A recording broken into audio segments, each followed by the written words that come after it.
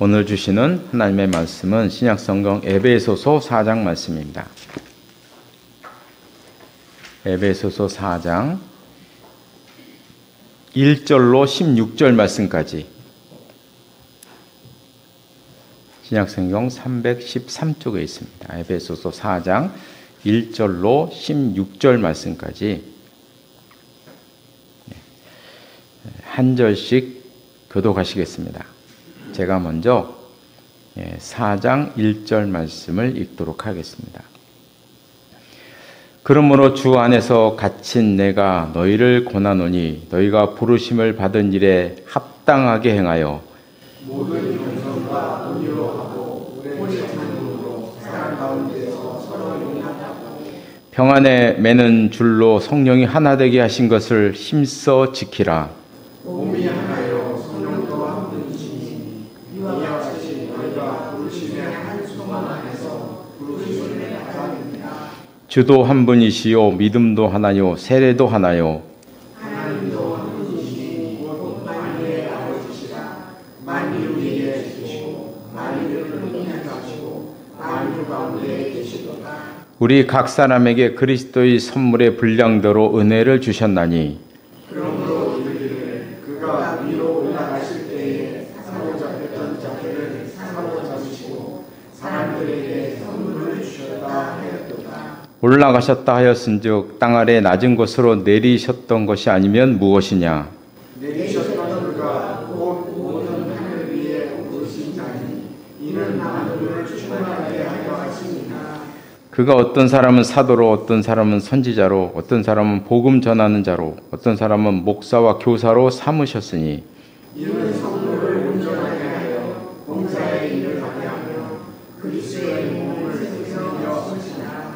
우리가 다 하나님의 아들을 믿는 것과 아는 일에 하나가 되어 온전한 사람을 이루어 그리스도의 장성한 분량이 충만한 데까지 이르리니 이는 우리가 이제부터 어린아이가 되지 아니하며 사람의 속임수와 간사한 노력에 빠져 온갖 교훈의 풍조에 밀려 의도하지 않게 하려 한다.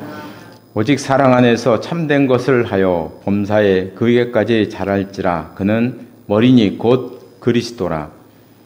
그에게서 온몸이 각 마디를 통하여 도움을 받음으로 연결되고 결합되어 각 지체의 분량대로 역사하여 그 몸을 자라게 하며 사랑 안에서 스스로 세우니라. 아멘. 이 말씀이 하나님의 은혜가 함께 하시기를 바랍니다. 오늘 본문 4절에서 6절까지 말씀을 보면 몸이 하나인 것처럼 믿는 우리도 하나라는 말씀을 하십니다. 그래서 우리가 믿는 하나님도 한 분이시고 우리가 믿는 복음도 하나이고 믿는 내용도 하나이고 믿는 믿음도 하나이고 세례도 하나이고 가지고 있는 부르심의 소망도 하나이고 우리는 모두 한 분 하나님을 섬기고 있습니다. 이렇게 믿는 대상도 같고 믿는 내용도 같고 또 마음속에 소망도 같으면 당연히 믿는 사람끼리 하나가 되는 것은 아주 지극히 당연하고 평범한 일일 것입니다. 근데 현실은 그렇지 않을 때가 많습니다. 저는 지금까지 여러 교회에서 사역을 했는데요. 저는 모든 교회에서 저는 긴장 관계를 경험을 했습니다. 회의 때마다 항상 대립하는 것을 모든 교회에서 제가 눈으로 봤고 경험을 했습니다. 교회에 출석하시는 분들은 모두 목적이 같습니다. 복음도 하나고 소망도 하나고 다 하나니 다 목적이 같은 것입니다. 모두 다 교회가 잘 되기를 원하고 다 우리가 신앙으로 다 성장하기를 원합니다. 그런데 현실은 안 그렇다는 거죠. 그래서 오늘 본문의 주제는 이제 하나라는 것인데, 오늘 본문을 가만히 보면 또 하나 되기 위한 구체적인 방법도 사실 1절, 2절, 3절에서 벌써 제시를 하고 계세요. 하십니다. 그래서 1절 끝에 보니까 부르심을 받은 일에 합당하게 행하라 그러면서, 그럼 도대체 합당하게 행하는 것이 무엇이냐? 그것을 5가지로 말씀하시는데, 2절에 보니까 겸손하라, 온유하라, 오래 참음으로 하라, 서로 용납하라, 마지막으로 평 안에 맺는 줄로 성령이 하나 되신 것을 힘써서 지켜라. 이렇게 5가지의 말씀을 하셨습니다. 이것을 이제 우리가 좀 구체적으로 표현하면 이렇게 될 것입니다. 우리가 하나 되기 위해서는 다른 사람 앞에서는 겸손해야 된다. 그리고 다른 사람을 대할 때는 온유함으로 대해야 한다. 3번째는 다른 사람이 잘못되었다고 생각되었을 때, 다른 사람이 뭔가가 실수했다고 생각했을 때는 오래 참음으로 기다려라. 그리고 다른 사람이 내 생각과 다를 때는 용납해라. 그럴 때는 서로 용납해라. 사랑으로 용납해라. 이렇게만 할 수 있으면, 이렇게 하면 하나가 되는 것이다.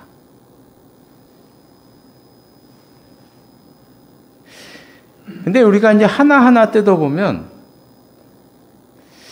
너무너무 힘든 일입니다. 너무너무 힘든, 하나하나가 너무너무 힘든 일입니다. 특히 용납하라. 이 용납하라는 요 한마디를 지키는 것이 너무 힘들죠. 생각이 다른 사람하고는 대화하고 싶으신가요? 네. 생각이 다른 사람하고 대화하고 싶으신가요? 대화가 안 되죠. 대화가 안 됩니다. 우리가 지금 용납이 힘들다는 것을 지금 우리가 온 나라 전체가 지금 경험하고 있어요. 용납이 안 되죠. 어떻게 용납이 됩니까? 서로 어떻게 용납이 되나 이게? 그렇잖아요. 그렇죠? 그러니까 어떻게 사랑 안에서 용납하냐고요. 용납이라는 하나 자체가 지금 하기가 너무너무 힘들죠. 너무너무 힘들죠. 우리가 예수님도 아니고 바울도 아니고 어쩌자는 겁니까 우리가? 특히 교회 안에서 어쩌자는 겁니까? 저는 이 문제에 대한 해답을 이제 7절 이후의 말씀에서부터 이제 발견하게 돼요. 7절에 보면 각 사람에게 그리스도의 선물의 분량대로 은혜를 주셨다. 이것을 우리가 신앙적인 용어를 보면 이제 은사를 주셨다. 이렇게 이제 표현할 수 있는데요. 저는 하나됨의 키는 은사에 있다고. 제가 이제 성격을 공부하고 뭔가를 공부하고 특히 은사에 대한 공부를 하고 하면서 제가 전에도 제가 잠깐 말씀드린 것처럼 제가 느꼈어요. 하나됨의 키는 은사에 있는 것입니다. 은사에 있어요. 그래서 은사를 이해하고 내 은사를 이해하고 상대방의 은사를 이해하고 이거를 그냥 세상적으로 말하면 내 성품과 성향을 이해하고 다른 사람의 성품과 성향을 이해하고 그것이 하나됨의 출발이라는 것입니다. 특히 오늘 본문에 보면 그 11절부터 16절까지 끝까지의 말씀이 사실 여기 은사에 대한 말씀이에요. 직분 얘기하잖아요. 사도, 선지자, 복음 전하는 자, 목사, 교사. 은사에 대한 얘기예요. 은사. 직분도 은사 중 하나거든요. 그리고 예전에 초대교회의 그 직분은 은사와 밀접한 관계가 있었어요. 그래서 지금 은사에 대한 이야기를 하는 거예요. 하나됨은 은사에 있는 것입니다. 은사. 그래서 오늘은 이제 2025년도 첫 주일입니다. 첫 주일이라서 은사에 대한 이야기를 좀 하고자 하는데요. 은사라는 것은 언제나 늘 전제는 은사는 사람마다 다르다는 게 전제가 되어 있어요. 은사는 사람마다 다르다. 이것입니다. 그래서 이제 하나됨을 위해서는 그 전제가 되는 은사의 차이점, 다른 점을 어떻게 이해하느냐에서부터 그것이 이제 출발이 되는 건데요. 그래서 같은 일이 발생하더라도 은사에 따라서 반응이 달라집니다. 근데 요거에 대한 예를 그 은사를 강의하시는 분이 이제 이런 예를 많이 드는데요. 이게 만들어낸 예지만 실제적으로 일어날 수도 있는 얘기입니다. 7가지 다른 성향을 가진 은사를 가진 성도님들이 중국집에 가셔서 짜장면을 시키셨어요. 7분. 어떤 분이냐면 섬김의 은사, 권면의 은사, 구제의 은사, 가르침의 은사, 그리고 다스림의 은사, 긍휼의 은사, 예언의 은사. 이런 성향을 가진 분들이 7분이 모여서 일을 마치고 짜장면 먹으러 짜장면집에 간 거예요. 그래서 짜장면을 시켰어요. 그런데 이 서빙하는 아줌마가 짜장면 2-3그릇을 이렇게 들고 오다가 엎어졌어요. 와장창 깨버렸어요. 그냥 와장창 깨졌어요. 자, 그러면 이 7사람들이 어떻게 반응을 할 것인가? 우리가 이제 예상을 해보는 겁니다. 예언의 은사를 받은 사람은 이렇게 얘기를 할 겁니다. 내 그럴 줄 알았다.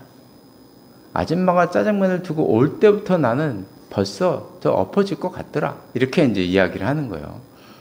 그렇게 얘기한 분이 꼭 있어요. 열화성회 꼭 있어요. 예. 또 한 사람이 이렇게 얘기합니다. 이제 말없이 그냥 일어나죠. 벌떡 일어나가지고 가서 그 짜장면 깨진 그릇 줍고 빗자루 갖다가 같이 쓸어 담으려고 하고 이렇게 하는 거죠. 섬김의 은사를 받은 분은 섬겨야 되니까 즉시 가서 이렇게 깨진 접시를 갖다가 이제 담습니다. 권면의 은사를 받으면 권면을 해야 되잖아요. 아줌마, 실수는 누구나 하는 것이요. 괜찮아. 나도 예전에 다 그렇게 실수를 해봤어. 이렇게 이제 얘기를 하신단 말이죠. 그 다음에 이제 가르침의 은사를 받은 사람. 이 식당은 식탁 사이가 너무 좁아. 너무 좁아요. 식탁 사이를 띄어야지. 이렇게 좁아가지고 사람이 어떻게 걸려서 저 넘어지지 당연히. 이렇게 이제 가르침의 은사를 받는 분. 이렇게 얘기하죠. 그 다음에 이제 구제의 은사를 받은 분은 아줌마, 짜장면 값은 걱정하지 마. 내가 내줄게. 내가 그 그릇값하고 짜장면 값 내가 다 내줄게. 걱정하지 마. 이렇게. 그 다음에 긍휼의 은사를 받은 사람은 그냥 아줌마한테 달려가는 거죠. 아줌마한테 달려가서 아줌마 어디 다친 데 없어? 금방 몸 살펴보고 무릎 살펴보고 그릇에 혹시 빈 거 아닌가? 뭐 이렇게.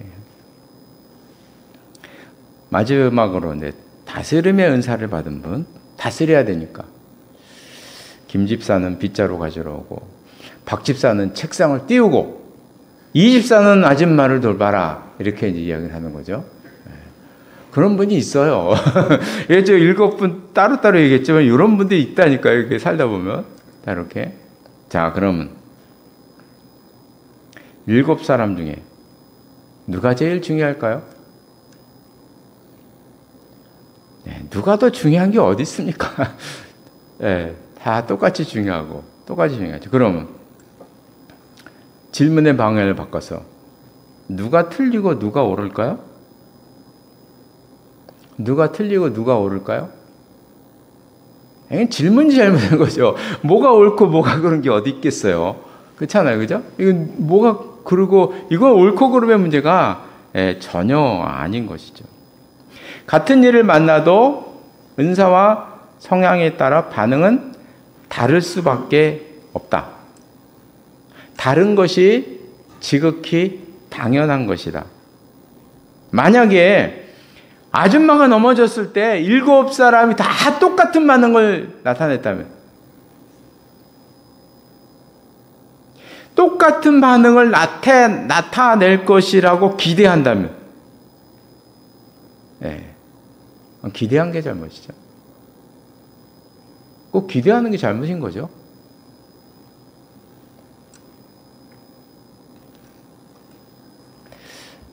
이런 사건이 벌어졌을 때 7명이 다 똑같은 반응을 일으켜야 된다고 기대하는 것이 하나됨인가? 그건 하나됨이 아닌 거죠. 그건 하나됨이 아니라는 거예요. 어떻게 같은 사건 나는데 다 똑같은 반응을 일으킵니까? 그거는 기대하는 것 자체가 잘못된 거죠, 그거는.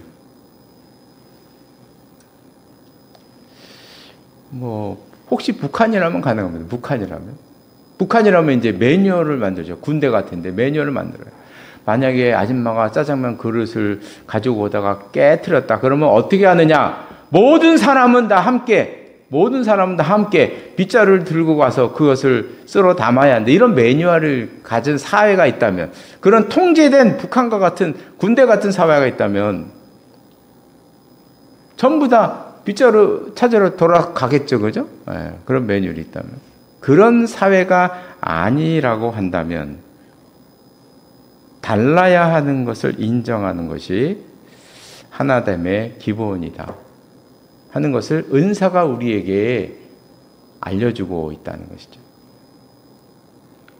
우리가 이제 흔하게 범하는 실수가 있는데, 그 사람에게 없는 은사를 강요하고 그 사람에게 없는 성향을 하도록 강요하는 것.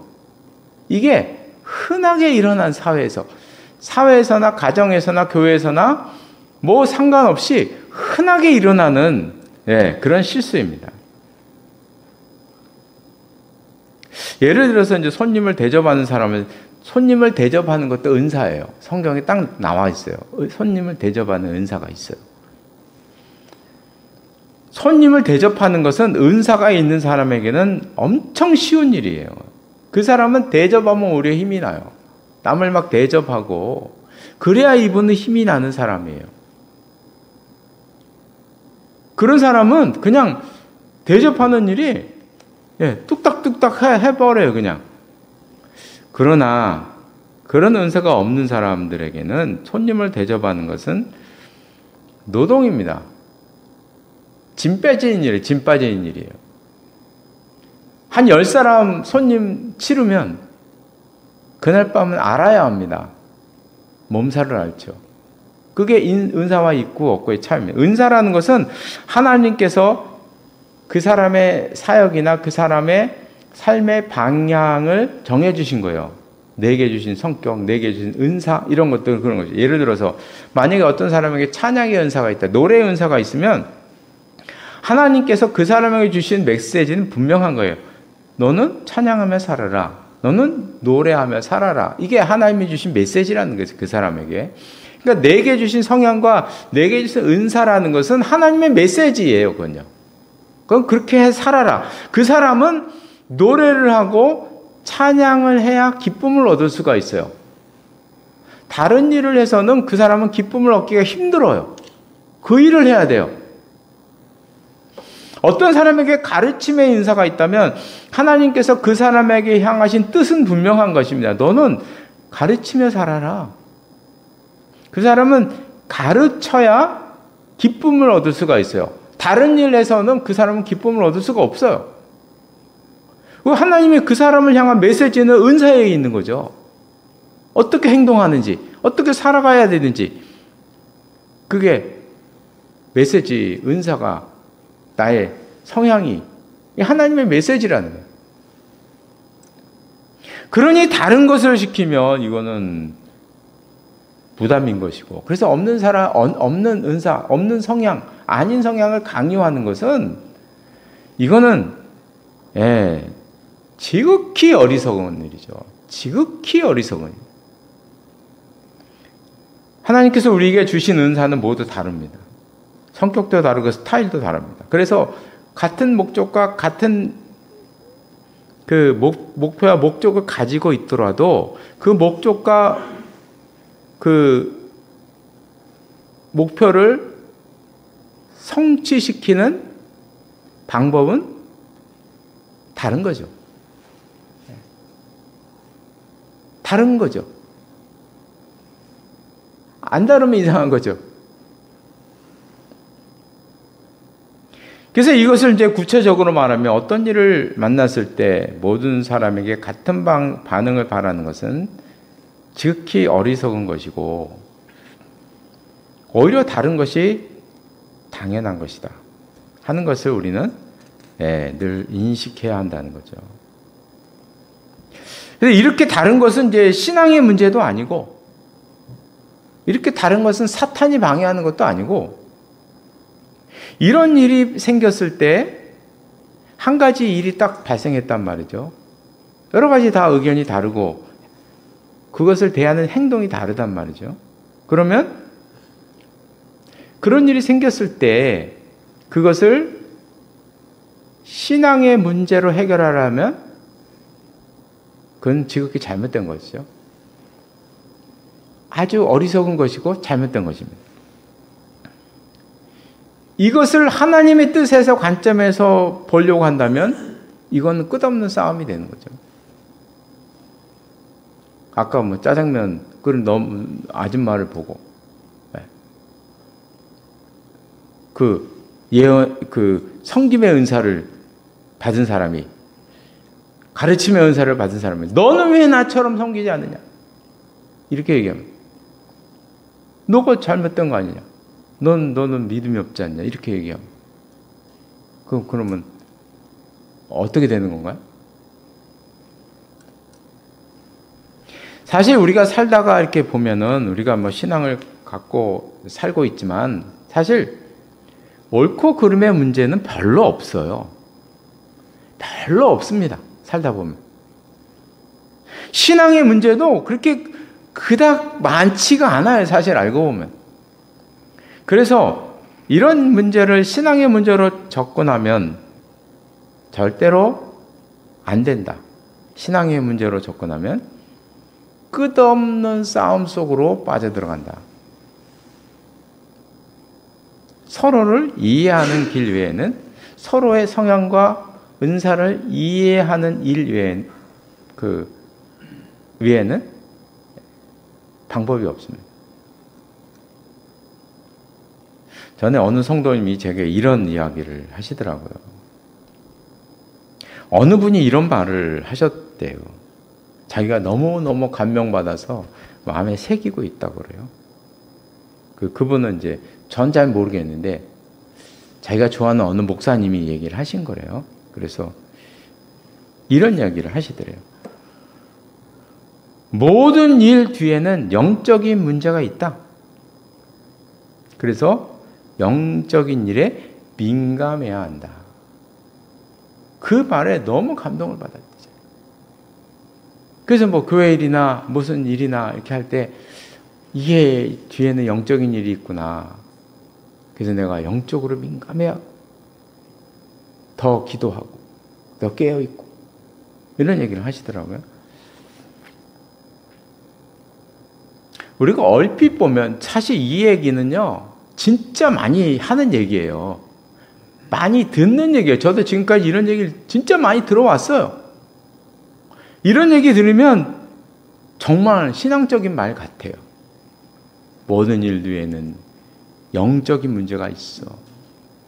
영적인 일에 민감해야 돼. 이 신앙적인 말 같잖아요. 그렇죠? 얼마나 신앙적인 말입니까? 이 말에 문제가 있습니다. 그래서 제가 너무 좋아하는 분이라 다른 분 같으면 그렇죠 그러고 이럴 수도 있어요. 근데 너무 좋아하시더라고요. 그래서 제가 이런 얘기를 했죠. 모든 일을 영적으로 본다면 영적으로 보면 안 됩니다. 그 영적으로 보면 안 돼요. 영적으로 보면 어떤 일이 발생하냐면 모든 일 뒤에 영적인 일이 있다 그래요. 그러면 어떤 일이 있어서 내가 이제 생각하고 판단하는 그 기준이 있잖아요. 내가 생각하고 판단하는 기준에 다른 판단을 가진 사람을 우리는 영이 다르다고 판단하기가 쉬워요. 영이 다르다. 그 영이 다르면 어떻게 되는 겁니까? 그건 사탄이죠. 그건 사탄인 거예요. 그래서 우리가 살면서 신앙 있는 사람이 오히려 더 사랑이 많고 하나가 돼야 되고 용납해야 되고 아까 말씀하신 것처럼 겸손해야 되고 오래 참고 되고 용납해야 되고 이거를 해야 되는 게 당연한데 현실은 안 그래요. 교회 다니는 사람이 더 예민해요. 신앙 있는 사람이 더 용납을 못하고 더 참지를 않아요. 왜 그런가 하면요. 구분을 못해서 그래요. 구분을. 아까 그 목사님 생각처럼 하기 때문이에요. 모든 일 뒤에는 영적인 문제가 있다. 영적으로 민감해라. 지금까지 그렇게 가르쳐 왔기 때문에 내 생각과 다른 건 영이 다르네? 저 사람은 영이 달라. 영이 흐려졌어. 이렇게 판단을 해버리는 거예요. 교회 안에서. 교회에서는 사회에서. 그럼 그 사람 뭐예요? 영이 다르면. 영이 흐려졌어요. 이건 뭡니까? 사탄이죠. 영이 다르면 사탄이죠. 뭡니까? 아줌마가 짜장면을 들고 오다가 엎어졌어요. 그 뒤에 영적인 문제가 있어서 그렇다고 보는 거예요. 그 영적인 문제가 있어요. 그 아줌마가 넘어졌는데 영적인 문제가 있다고. 뭐가 넘어뜨린 거예요, 그럼요? 귀신이 넘어뜨렸다 그러잖아요. 네, 귀신, 이거는 제가 그냥 하는 얘기합니다. 귀신론에 빠진 분들은 반드시 그 사람 귀신 때문에 넘었다 그래요. 그런 식으로 해석을 해버리는 거예요. 그럼 삶이 뭐가 되는 것이며 신앙이 뭐가 되는 것이며 그래서 제가 그분한테 그런 얘기를 했죠. 영적인 일로 보면 안 됩니다. 절대로 안 된다. 절대로 안 됩니다. 그건 절대로 안 되는 거예요. 절대로. 그 사람의 환경과 그 사람의 형편과 그 사람의 마음을 이해하려고 해야지. 영적으로 접근하면 끝이 없어요. 끝이 없어요. 그렇게 보면 안 됩니다. 그래서 제가 말씀을 드렸더니 깜짝 놀랐어요. 그러면서 정신을 차리고 생각을 고쳐야 되겠다고 그렇게 이야기했던 그런 제가 일이 한 달 전에 있었어요. 한 달 전에. 모든 일을 영적으로 보면 싸움이 끊임없이 일어납니다. 영적인 일로 보면 안 되고 은사의 차이 그리고 성향의 차이로 봐야 돼요. 그렇게 봐야 돼요. 조금 더 나아가서 그 상대방이 그렇게 생각하고 행동하는데 이유가 있는 거예요. 그 이유가 무엇일까를 우리가 사랑의 관점에서 그를 위해서 바라보고 그렇게 해야 마땅한 것이지. 마땅한 것입니다. 그렇게 해야 되는 것입니다. 이제 말씀을 마치겠습니다. 교회 안의 모든 이야기는 좋은 의견입니다. 좋지 않은 것이 하나도 없습니다. 왜냐하면 다 같은 뜻과 같은 목적을 가지고 오신 분이기 때문에 다 옳아요. 다 좋은 이야기입니다. 제가 사역하면서 가장 어려웠던 것은 다 옳은 이야기고 좋은 이야기인데 어떤 의견은 버려야 한다는 것이 제일 어려운 문제였어요. 지금도 제일 어려운 문제예요. 제가 살면서 신앙을 하면서 제일 어려운 건 어떤 의견은 버려야 한다는 거예요. 그럼 어떤 것은 취하고 어떤 것은 버려야 되느냐? 그 기준은 나의 은사에 있습니다. 나의 은사에 있어요. 이것은 교회일 뿐만 아니고 내 자신의 개인적인 삶도 마찬가지예요. 내가 어떤 일을 하면서 살아야 하고 내가 어떤 일을 맞이했을 때 내가 그것을 선택해야 되는지 버려야 되는지 내가 그걸 어떻게 하겠어요? 네, 그거는 내 은사와 내 성향이 기준이 되어야 합니다. 사실 우리는 그렇게 지금까지 살아왔어요. 지금까지 우리가 살면서 두 가지, 항상 무슨 일이 있으면 두세 가지 일이 동시에 내 눈앞에 벌어지잖아요. 그죠? 딱 하나만 오는 경우가 없어요. 항상 두 가지, 세 가지가 이렇게 한꺼번에 내게 온다는 말이죠. 그 중에 나는 선택을 해야 되는데, 우리는 항상 갈등하면서도 결국 선택한 것은 나의 성향, 나의 은사에 따라 지금까지 그렇게 결정해 왔어요. 내가 새로운 얘기하는 것도 아닙니다. 그렇게 해야 하는 것입니다.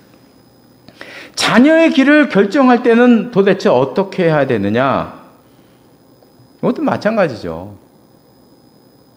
자녀의 성향을, 자녀의 은사를 바라보고 그에 맞도록 결정해야 되는 게 당연한 거 아니에요. 오늘은 하나됨에 대한 말씀을 했습니다. 다름을 인정하는 것이 하나됨의 기본입니다. 다름을 자꾸 영적으로 접근하면 안 됩니다. 네. 너무나 지극히 간단한 건데, 너무 당연한 것인데, 이걸 자꾸 신앙적으로 영적으로 지금까지 가르쳐왔고 민감해라 그러고 맨날 기도하라 그러고 그렇게 지금 해왔기 때문에 신앙이 꼬여서 이상하게 변질된 신앙. 우리 주위에는요, 이상하게 변질된 사람들이 얼마나 많은지 몰라요. 그 간단한 것 하나인데, 은사가 다르고 성향이 다르고 하나님 우리에게 주신 게 다르는데, 다를 수밖에 없는 것인데, 그 하나 자체를 가지고 인정하지 못해서 지금까지 너무나 이게 꼬여진 일들이 너무나 많더라는 것이죠. 다르니까 오래 참는 게 필요하고요. 다르니까 겸손이 필요하고요. 다르니까 온유함이 필요하고요. 다르니까 용납이 필요합니다. 다 같으면 그런 거 필요 없습니다. 네. 다 똑같으면, 다 똑같아야 되는 게 하나님의 뜻이라면, 겸손이 뭔 의미가 있고, 오래 참음이 뭔 의미가 있고, 용납이 뭐 의미가 있나요? 다 똑같은데 무슨 용납이 필요한가요? 오래 참음이 왜 필요한가요? 네. 다르니까 필요한 것이죠. 다르니까. 그래서 바라는 것은 15절에 보면 그에게까지 자라가라 말씀하셨는데, 올 한 해 우리 모두가 하나님이 내게 주신 은사와 내게 주신 성향과 이걸 잘 이해하고 우리가 더 개발하고 발전을 시켜서 그에게까지 자라갈 수 있는 우리 모두가 되시기를 바랍니다. 기도하시겠습니다. 하나님 아버지, 하나님께서 우리에게 주신 은사와 성향은 사람마다 다르다는 너무나 당연하고 너무나 기초적인 그런 이야기임을 우리가 너무나 잘 알고 있습니다. 그러나 우리의 삶과 신앙 속에서 그것을 적용할 때는 그걸 잘 염두에 두지 못하고 살아갈 때가 참으로 많은 저희들임을 고백하지 않을 수가 없습니다. 우리가 서로 다르기 때문에 겸손해야 되고, 우리가 서로 다르기 때문에 오래 참아야 하고, 다르기 때문에 용납해야 된다는 사실은 우리가 기억하게 하시고, 우리의 삶 속에서 우리에게 주신 은사와 그 성향을 잘 이해하여서 나의 성향과 나의 은사뿐만 아니라 다른 사람의 은사와 성향까지도 잘 이해하여서 서로 합력해서 예수님에게까지 자라갈 수 있는 올 한 해가 될 수 있도록 은혜를 베풀어 주시옵소서. 이 모든 말씀 예수님의 이름으로 기도드리옵나이다. 아멘.